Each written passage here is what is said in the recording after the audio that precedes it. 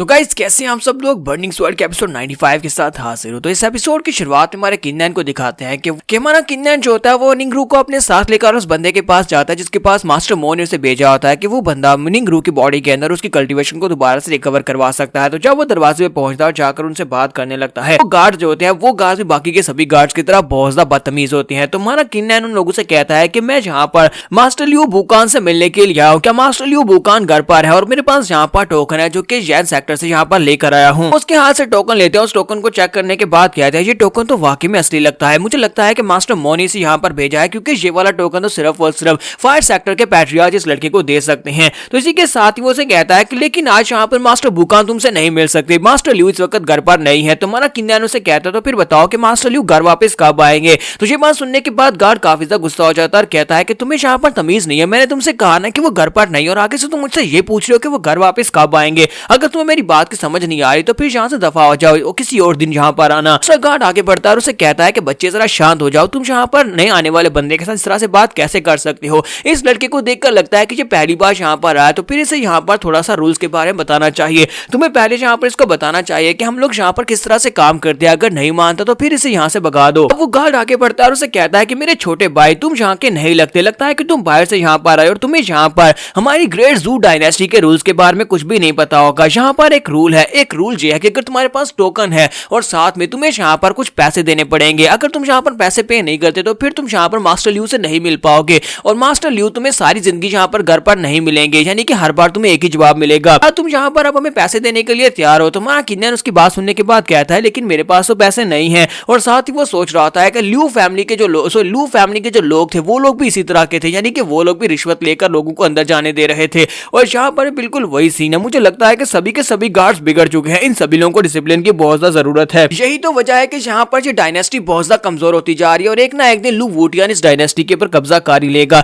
तुम्हारा किन्नैन कहता है कि अगर मैं ये कहूं कि मैं तुम्हें पैसे नहीं दूंगा तो फिर मेरा क्या उखाड़ लोगे। तो गार्ड गुस्से के साथ से कहता है अगर तुम यहाँ पर पैसे नहीं दोगे तो फिर चाहे तुम यहाँ पर सारी जिंदगी क्यों ना आते रहो, लेकिन मास्टर लियू तुम्हें कभी भी नहीं मिलेंगे, वो घर पर नहीं मिलेंगे। ये बात तो वाकई में सच है कि हमेशा ऐसी होता है, अगर आप लोग रिश्वत नहीं देते तो फिर मालिक जो होता है वो घर पर कभी नहीं मिलेगा। तुम्हारा किन्नैन उसे कहता है कि तुम लोगों को लगता है कि तुम लोग मुझे रोक सकते हो और इसी के साथ ही किन्नैन जल्दी से जंप करते हुए दीवार के ऊपर चढ़ जाता है और छतू के ऊपर से प्लांगता हुआ अंदर चला जाता है। तुम्हारा किन्नैन कहता है कि मुझे जल्दी से जल्दी जाकर मास्टर लियू को ढूंढना होगा क्योंकि ये घर काफी ज्यादा बड़े हैं। मुझे लगता है कि मास्टर लियू जो है वो काफी ज्यादा लग्जरियस और अमीर आदमी है, वो मेरी बात को जरूर सुनेंगे क्योंकि वो ऐसे इंसान नहीं हो सकते। अगर मास्टर मो ने जानते हैं तो वो एक अच्छे इंसान हो सकते हैं और मुझे लगता है कि यहाँ पर 3 पावरफुल लोगों में से मास्टर जू भी एक पावरफुल फैमिली से ताल्लुक रखते हैं और इसी के साथ ही वो गरु के ऊपर से प्लांगता हुआ मेन बिल्डिंग की तरफ जा रहा होता है। वहां पर बीच में एक बड़ी बिल्डिंग होती है। तो किन्नैन कहता है कि मुझे लगता है कि मास्टर लियू का यही घर होगा, वो इसी मेन बिल्डिंग में होंगे, तो मुझे उसी बिल्डिंग की तरफ आगे बढ़ना होगा। किन्नैन जल्दी से जंप करते हुए उस मेन बिल्डिंग की तरफ जाता है। जैसे वो मेन बिल्डिंग के सहन में जाकर छलांग लगाता है तो उसी के साथ ही अंदर का सीन दिखाते हैं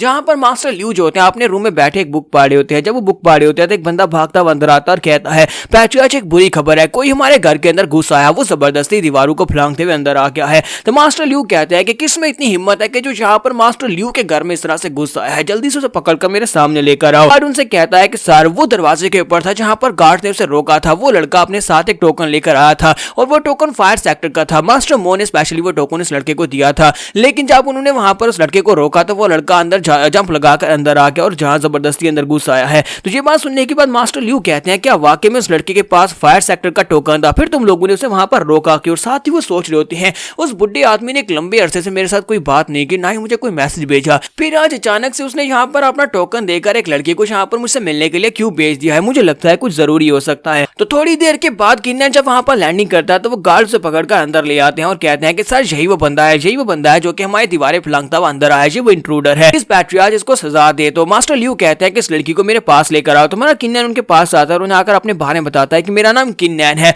मास्टर लियू, मैं यहाँ पर फायर सेक्टर से आया हूँ और फायर सेक्टर का एक नया डिसाइपल हूँ। तो मास्टर लियू से कहते हैं कि लगता है कि मोटियान ने तुम्हें यहाँ पर अच्छी तरह से मैनर्स नहीं सिखाए, फायर सेक्टर में तुम लोगों को क्या तमीज नहीं सिखाई जाती कि इस तरह से लोगों के घरों में घुसना बिल्कुल भी अच्छी बात नहीं है। तुम्हारा किन्नैन उसे कहता है कि मुझे लगता है कि यहाँ पर आपको अपने गार्ड्स को तमीज सिखानी चाहिए और उन्हें यहाँ पर डिसिप्लिन सिखाना चाहिए कि दरवाजे के ऊपर आने वाले अगर उसके पास टोकन है तो फिर उसे अंदर आने दिया जाए, ना कि उसके पास से रिश्वत की डिमांड की जाए। तुम्हारे गार्ड्स दरवाजे के ऊपर मुझसे पैसे मांग रहे थे और मेरे पास और कोई रास्ता नहीं था यहाँ पर इस तरह से अंदर आने के अलावा। बात सुनने के बाद मास्टर लियू कहते हैं क्या तुमने क्या कहा कि मेरे गार्ड्स बाहर रिश्वत ले रहे थे। तो मास्टर लियू कहते हैं कि मुझे बताओ कि तुम में से किसने यहाँ पर रिश्वत ली। वो किन्नैन से कहते हैं तू बताओ किसने रिश्वत ली। तो वो सभी गार्ड्स बेचारे काफी ज्यादा घबरा जाते हैं। इसी साथ ही उनमें से एक गार्ड जो कि बाहर रिश्वत मांग रहा था वो आगे बढ़ता है और कहता है सर प्लीज मुझे माफ करिएगा, लेकिन मुझे लगता है कि आपको यहाँ पर इस कॉन्सेप्ट को समझने की जरूरत है। हमारे अलावा यहाँ पर जितनी बड़ी फैमिलीज हैं वो सारी की सारी यहाँ पर उनके जितने भी गार्ड्स हैं वो रिश्वत लेते हैं, यानी कि वो किसी को भी इस तरह अंदर आने नहीं देते जब तक कि वो पैसे ना लें।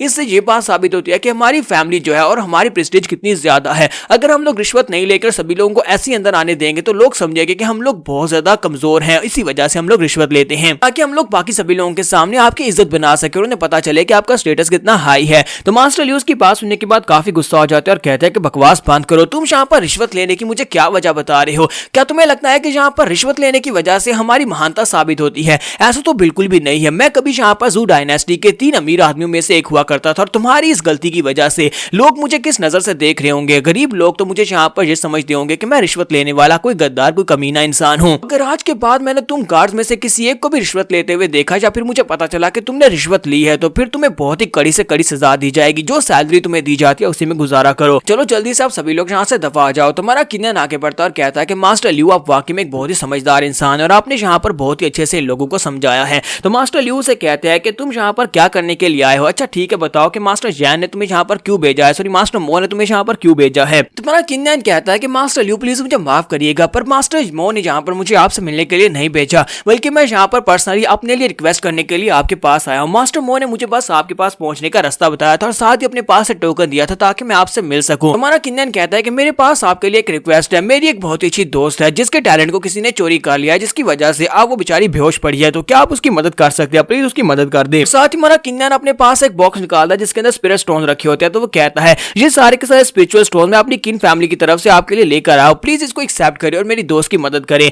तो मास्टर लियू से कहता है कि मैं यहाँ पर तुम्हारी मदद नहीं कर सकता, तुम यहाँ से जा सकते हो। हमारा किन्नन कहता है लेकिन ऐसा क्यों मास्टर, आप मेरी मदद क्यों नहीं कर सकते? और इसी के साथ एक मोटा सा बच्चा भागता वहां पर आता और कहता है कि डैड मैं आ गया। उसके डैड उसे देखकर बहुत ज्यादा खुश होते हैं और कहते हैं कि बेटा तुम आ गए और तुम काफी ज्यादा खुश भी लग रहे हो। तो वो भागता हुआ अपने डैड के पास जाता है और उसके डैड जो होते हैं उसे गले से लगा लेते हैं और उसे काफी ज्यादा प्यार कर रहे होते हैं, जबकि वो मोटा लड़का जो होता है वो बिल्कुल छोटे बच्चों की तरह वहां पर बिहेव कर रहा होता है। हमारा किन्नन दूर खड़ा सब कुछ देख रहा होता है। किन्नन कहता है कि ये मोटू लड़का, इसकी उम्र तकरीबन मेरी उम्र के बराबर ही होगी, लेकिन ये जहाँ पर एक छोटे से बच्चे की तरह बिहेव क्यों कर रहा है और उसके डैड भी जहाँ पर उसे इसी तरह से लाड कर रहे हैं, जहाँ पर चल क्या रहा है। इसी के साथ ही मास्टर किन्नन बाहर निकलते हैं और किन्नन को बताते हैं कि लड़के जरा गौर से देखो, क्या तुम्हें दिखाई दे रहा है? उस मोटे लड़के के पेट की तरफ देखो जहाँ पर उसका टैलेंट सीड है। टैलेंट सीड के इर्द गिर्द तुम्हें काले रंग की एनर्जी दिखाई देगी। ये काले रंग की एनर्जी जो कि उसको अंदर ही अंदर खाई जा रही है, जिसकी वजह से वो अपने टैलेंट्स को आगे नहीं बढ़ा पा रहा। मुझे लगता है कि इस लड़के का इस तरह से बोंदू होना, यानी कि बच्चों की तरह हरकतें करना, और साथ ही इसके टैलेंट सीड के ऊपर जो ब्लैक एनर्जी ये मैन मेड है, यानी कि किसी ने जानबूझकर इसके साथ ये सब कुछ किया है। किन्नन को वहां पर वाकई में एक सीड दिखाई देता है जिसके अंदर इसके इर्द गिर्द वहां पर ब्लैक एनर्जी होती है। तो किन्नन कहता है कि मुझे लगता है कि इस लड़के के साथ बहुत ज्यादा ज्यादती हुई है, किसी ने जानबूझकर इसके साथ ये सब कुछ किया है।